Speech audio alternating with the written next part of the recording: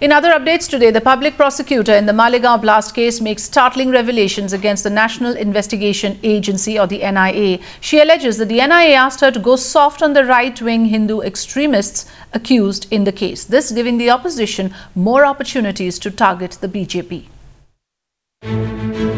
Public prosecutor in the 2008 Malegaon blast case, Rohini Salyan, making startling charges against the country's premier anti-terror investigators.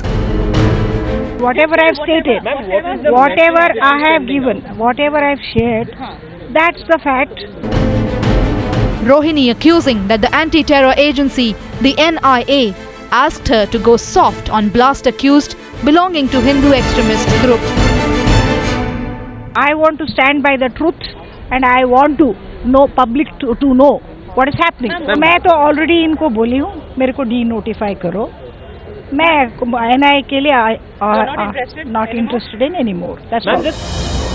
The blast that killed at least 7 people on September 2008 was allegedly planned by Pragya Singh Thakur, retired Colonel Prasad Purohit, Swami Dayanand Pandey and others. When it comes to Hindutva-based, or those people who give Hindutva slogans and commit or are accused of committing acts of terror, killing hundreds of innocent people, you want to defend them. Her sensational allegations giving more ammunition to the opposition to target the BJP.